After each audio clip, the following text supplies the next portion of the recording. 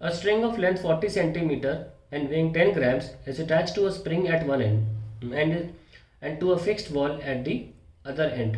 The spring has a spring constant of 160 Newton per meter and is stretched by 1 centimeter. If a wave pulse is produced on the string near the wall, how much time will it take to reach the spring?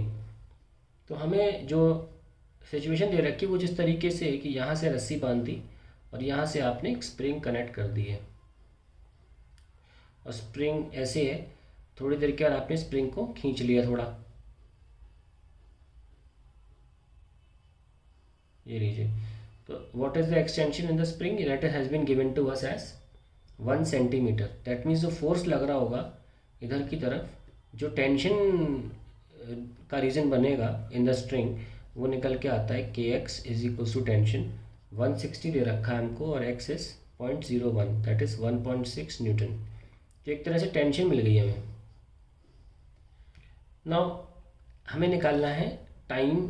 अगर हमने यहाँ पे छिड़कानी करी string के साथ तो कितनी देर में पल्स यहाँ पहुँच जाएगी। तो टाइम डिस्टेंस अपॉन स्पीड से निकलता है, क्योंकि वेव कभी एक्सीलरेट तो करती नहीं, सेम स्पीड पे जाती है। तो डिस्टेंस अपॉन स्पीड, डिस्टेंस हमें दे रखा है, स्ट्रिंग की लेंथ गिवन है एज 40 सेंटीमीटर, तो 0.4 अपॉन स्पीड। तो जैसी स्पीड आ जाएगी आंसर आ जाएगा। स्पीड का तरीका क्या निकालने का, we know that very well, T by mu. So tension तो हमको पता चल गई 1.6 और म्यू कितना है, मास पर अपॉन लेंथ।